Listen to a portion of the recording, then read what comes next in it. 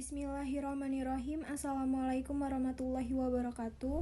Yang terhormat Bapak Hasanuddin Muhammad MH dan teman-teman yang saya sayangi dan saya banggakan.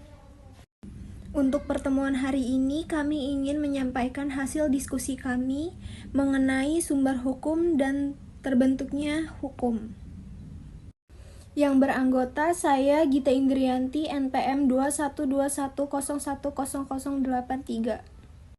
Teman saya Faiz Khairul Umam, NPM 2121010081. Dan yang terakhir Vina Sari, NPM 2121010082. Mari kita simak videonya.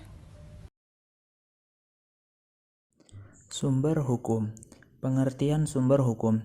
Secara umum, sumber hukum merupakan asal mula hukum itu ada, dari mana dan bagaimana awalnya diterapkan. Menurut ahli sejarah, sumber hukum merupakan undang-undang atau dokumen lain yang bernilai sama dengan undang-undang. Sementara ahli sosiologi dan antropologi mengatakan sumber hukum berasal dari masyarakat.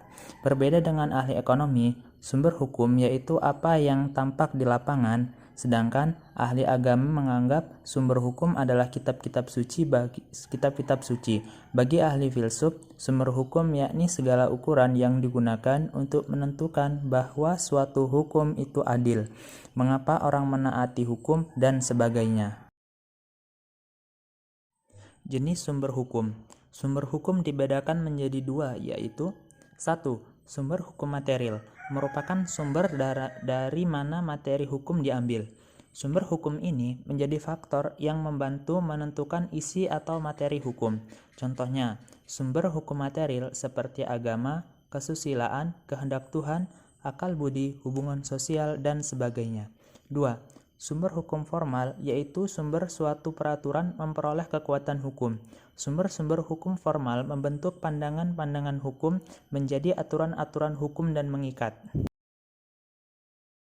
Sumber hukum formal meliputi beberapa hal seperti A. Undang-undang. Undang-undang meliputi semua bentuk peraturan perundang-undangan dalam pengertian material, bukan hanya dalam arti material. B. Kebiasaan. Perbuatan manusia atau lembaga yang dilakukan secara berulang-ulang mengenai hal yang sama. Jika kebiasaan diterima masyarakat luas dan merasa wajib, maka kebiasaan itu dipandang sebagai hukum tidak tertulis. C. Keputusan hakim atau jurisprudensi. Keputusan hakim terdahulu terdapat suatu perkara yang tidak diatur dalam undang-undang dan dijadikan pedoman oleh hakim lainnya. D. Traktat. Perjanjian antara dua negara atau lebih mengenai masalah-masalah tertentu yang menjadi kepentingan negara yang bersangkutan. Traktat akan mengikat semua orang di negara-negara yang membuat traktat. Perjanjian yang dilakukan dua negara tersebut disebut bilateral. Perjanjian lebih dari dua negara tersebut disebut traktat multilateral. E. Doktrin atau pendapat ahli. Pendapat para sarjana hukum terkemuka yang memilih pengaruh dalam pengambilan keputusan bagi hakim. Doktrin sering digunakan dalam proses jurisprudensi. Peraturan perundang-undangan. Peraturan perundang-undangan dibentuk dan ditetapkan oleh lembaga negara atau pejabat yang berwenang melalui prosedur yang ditetapkan dalam peraturan perundang-undangan. Dikutip dari situs resmi Kementerian Hukum dan Hak Asasi Manusia, berikut ini penjelasan mengenai jenis dan hierarki atau jenjang. Peraturan perundang-undangan, jenis dan hierarki peraturan perundang-undangan. Jenis dan hierarki peraturan perundang-undangan di Indonesia diatur dalam Undang-Undang Nomor 12 Tahun 2011. Berdasarkan Undang-Undang Nomor 12 Tahun 2011, maka jenis dan hierarki peraturan perundang-undangan sesuai urutan dari yang tertinggi adalah Undang-Undang Dasar Negara Republik Indonesia Tahun 1945, Undang-Undang 1945, Ketetapan Majelis Permusyawaratan Rakyat atau TAP MPR, Undang-Undang atau Peraturan Pemerintah Pengganti Undang-Undang atau Perpu, peraturan pemerintah atau PP, peraturan presiden atau Perpres, peraturan daerah atau Perda provinsi, peraturan kabupaten atau kota. Kekuatan hukum peraturan perundang-undangan adalah sesuai dengan hierarki peraturan perundang-undangan. Berikut ini masing-masing peraturan perundang-undangan tersebut. Yang pertama, Undang-Undang Dasar Negara Republik Indonesia tahun 1945. Kedua, Ketetapan Majelis Permusyawaratan Rakyat atau TAP MPR. Ketiga, Undang-Undang atau Perpu. Keempat, Peraturan Pemerintah atau PP. Kelima, Peraturan Presiden atau Perpres. Keenam, Peraturan Daerah atau Perda Provinsi. 7. Perda Kabupaten atau Kota. Jurisprudensi. Jurisprudensi adalah keputusan-keputusan dari hakim terdahulu untuk menghadapi suatu perkara yang tidak diatur di dalam undang-undang dan dijadikan sebagai pedoman bagi para hakim yang lain untuk menyelesaikan suatu perkara yang sama. Lahirnya jurisprudensi karena adanya peraturan undang-undang yang tidak jelas atau masih kabur, sehingga menyulitkan hakim dalam membuat keputusan mengenai suatu perkara. Hakim dalam hal ini membuat suatu hukum baru dengan mempelajari putusan hakim yang terdahulu untuk mengatasi perkara yang sedang dihadapi. Jadi, putusan dari hakim terdahulu ini yang disebut dengan jurisprudensi. Jurisprudensi diciptakan berdasarkan Undang-Undang Nomor 48 Tahun 2009 mengenai kekuasaan kehakiman. Undang-undang ini menyatakan pengadilan tidak boleh menolak untuk memeriksa perkara, mengadili perkara dan memutuskan perkara yang diajukan dengan alasan hukum tidak ada atau kurang jelas atau kabur, melainkan wajib memeriksa serta mengadilnya. Hakim diwajibkan untuk menggali, mengikuti, dan memahami keadilan dan nilai-nilai hukum yang tumbuh dan berkembang di dalam masyarakat.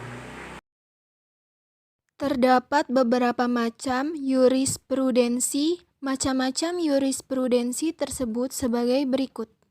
1. Jurisprudensi tetap. Jurisprudensi tetap adalah suatu putusan dari hakim yang terjadi oleh karena rangkaian keputusan yang sama dan dijadikan sebagai dasar bagi pengadilan untuk memutuskan suatu perkara. 2. Jurisprudensi tidak tetap. Jurisprudensi tidak tetap ialah suatu putusan dari hakim terdahulu yang tidak dijadikan sebagai dasar bagi pengadilan. 3. Jurisprudensi semi-yuridis. Jurisprudensi semi-yuridis yaitu semua penetapan pengadilan yang didasarkan pada permohonan seseorang yang berlaku khusus hanya pada pemohonan. Contohnya, penetapan status anak. 4. Jurisprudensi administratif. Jurisprudensi administratif adalah SMA, Surat Edaran Mahkamah Agung, yang berlaku hanya secara administratif dan mengikat inter dan dalam lingkup pengadilan. Jurisprudensi Mahkamah Agung. Jurisprudensi Mahkamah Agung Indonesia adalah putusan Majelis Hakim Agung di Mahkamah Agung Indonesia yang telah mempunyai kekuatan hukum tetap berisi kaidah hukum yang diberlakukan dalam memeriksa dan memutuskan perkara dalam lingkup peradilan, pidana, perdata, tata usaha negara, agama, dan niaga yang dikualifikasi. Beberapa jurisprudensi Mahkamah Agung RI yang telah beberapa kali dipergunakan sebagai acuan bagi para hakim untuk memutus suatu perkara yang sama sehingga menjadi sumber hukum yang memiliki kekuatan mengikat secara relatif. Putusan Mahkamah Agung tersebut akan diseleksi oleh tim khusus dan apabila dianggap layak untuk menjadi jurisprudensi maka akan dipublikasikan oleh Mahkamah Agung. Judul atau nama dari publikasi tersebut disesuaikan dengan tahun terbitnya, misalnya Jurisprudensi Mahkamah Agung tahun 2006. Doktrin adalah ahli-ahli hukum yang ternama yang mempunyai pengaruh dalam pengambilan putusan pengadilan. Dalam pertimbangan hukum putusan pengadilan, seringkali hakim menjadikan pendapat ahli-ahli yang terkenal sebagai alasan putusannya, yaitu dengan mengutip pendapat-pendapat para ahli hukum tersebut. Dengan demikian, putusan pengadilan terasa lebih berwibawa. Bahkan dalam hukum internasional doktrin, pendapat para sarjana hukum merupakan sumber hukum yang sangat penting. Doktrin sebagai sumber hukum formil. Doktrin yang belum digunakan hakim dalam mempertimbangkan keputusannya belum merupakan sumber hukum formil.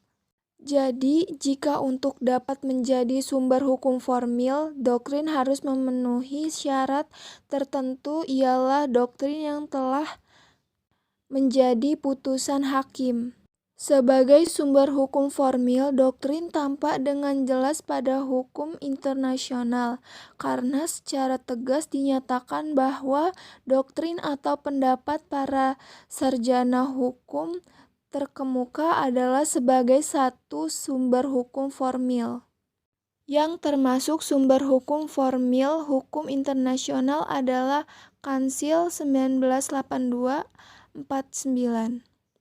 Perjanjian internasional, kebiasaan internasional.